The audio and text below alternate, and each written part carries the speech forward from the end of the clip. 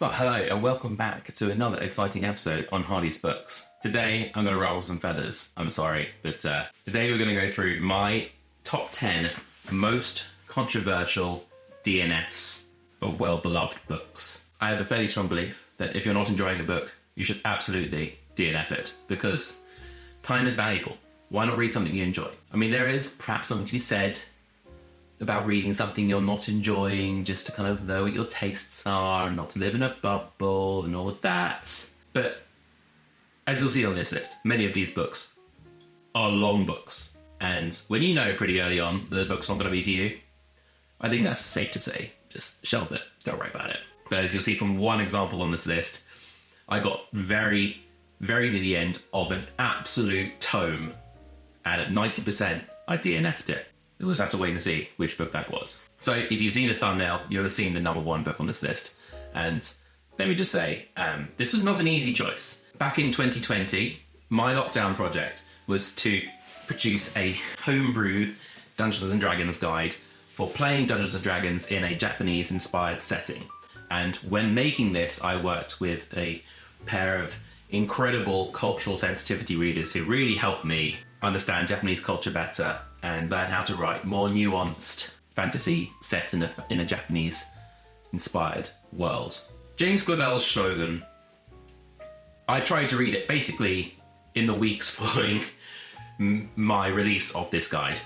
And let's just say it was a bit of whiplash in terms of how to treat a culture that is different to your own. Now, I didn't get very far, and I fully acknowledge that some of the reasons that I disliked this book are not necessarily because of ahistoricity.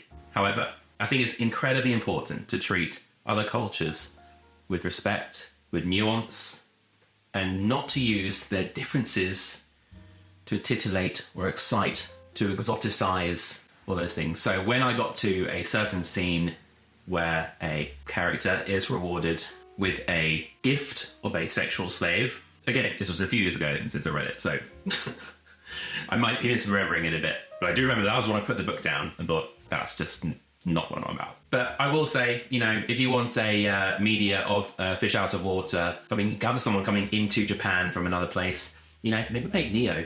That's a great game. Number 2 on this list kind of follows that male wish fulfillment kind of thing. To be honest, there's nothing that makes me cringe more in a book when I'm reading it and it feels like the author has included something that they were dreaming about.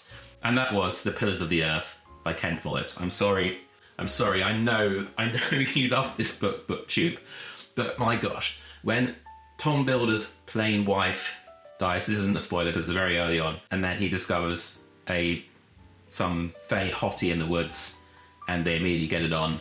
It's like, what do you do? You know, this is such obvious male wish fulfillment. It makes me cringe. I couldn't get into it. I'm sure the rest of the book is great. I've heard it's fantastic, but that's the point where I noped out. It's a big book, all right? If there's going to be a lot of that, I'm not interested. Are you still watching? Let's keep going. Northern Lights, also known as The Golden Compass, I think, in America. I DNF'd this one because I got bored.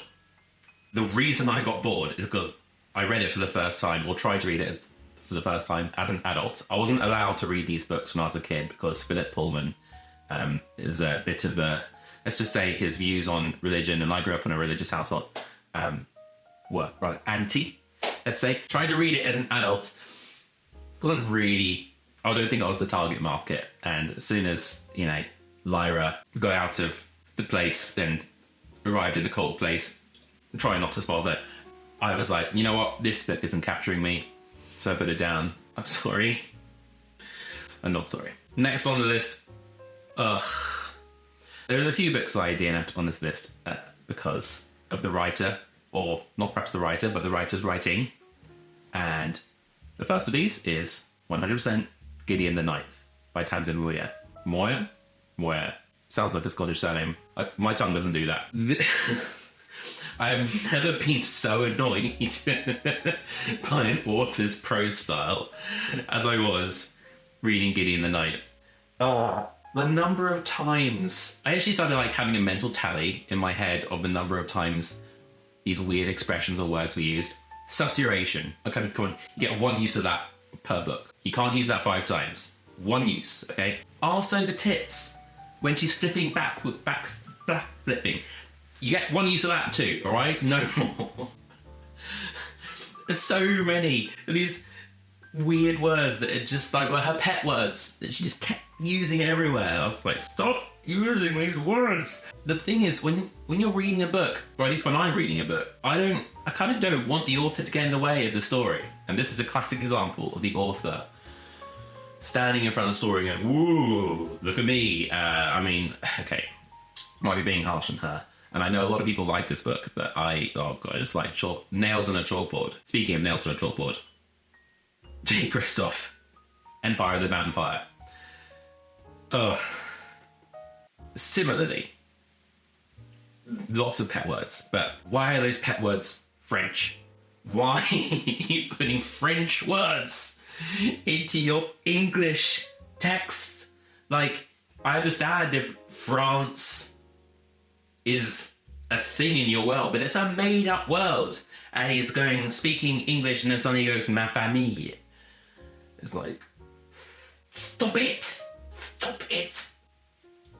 This book is another one of those books like DNF'd against a wall, because I was so frustrated. And what's more, it's like, there's this incongruous tone. It's like, this book is simultaneously both incredibly dark and incredibly immature. And those two things, I don't mind dark, I don't mind immature, but you combine those two things and it makes me, it feels all wrong. And so, look, Jay, I hope you do great with Empire of the Damned, but I'm sorry, it's not going to be for me. Okay, so here's something cool.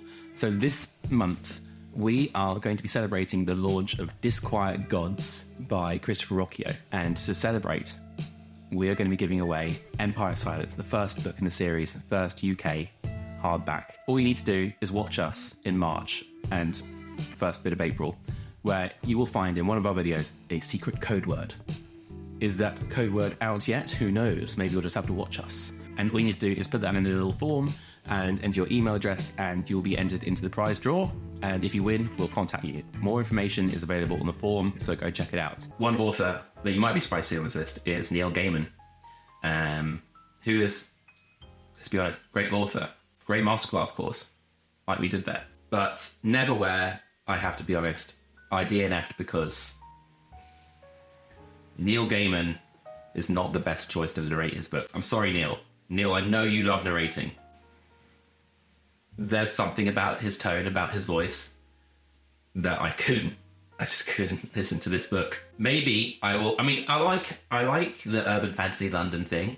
I'm intrigued by it. Maybe one day I'll go back to it and read it physically, and then I might like it. But the audiobook, I couldn't get into it. I'm sorry. From that to something completely different, The Mad Ship.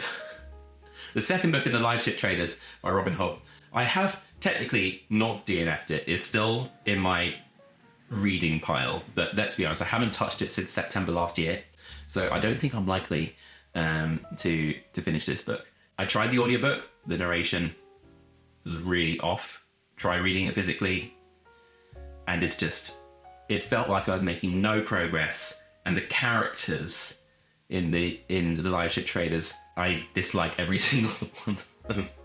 I want to like this book, I want to love this book, but I can't. I just don't enjoy the company of these characters. And I hate to say that because I love the Farseer trilogy, but I cannot exist with these characters. Laura's going to absolutely kill me for that. That's going to be a conversation I'm going to have later. Back to authors who can't stop getting in the way of their work, and also who have some weird fantasies. Dan Simmons, The Terror. I read Hyperion. I quite enjoyed Hyperion. It was a bit of a mixed book for me. Some bits great, some bits not so good. The Terror, I got a third of the way in, and this is a chunky book. That's a considerable amount into the book. One third of the way in, and multiple things were getting on my nerves. First of all, again, the characters. Everyone's so depressed. Everyone is, obviously, it's a horrible situation, but none of them are likable. I need something to attach me to the story. Just a little bit of charisma, maybe. None of that. The terror itself, the beast that's haunting them, from the way it's described, honestly, I couldn't get this Pokemon out of my head, which somewhat diminishes the terror that I was feeling. And I also heard from after I got a third of the way in, the remaining 2/3 was just basically everyone dying of scurvy. And that seemed really depressing. And so I just shelved it. But 1/3 of the way into the book is, you know, to be fair, it's a decent chunk. Not as decent a chunk as the promised 90% tome that I DNF'd. And if you've read this book, you probably have already guessed which one it is, because you will know what scene I'm talking about becomes 90% in.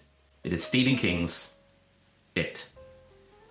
This is a really, really big book.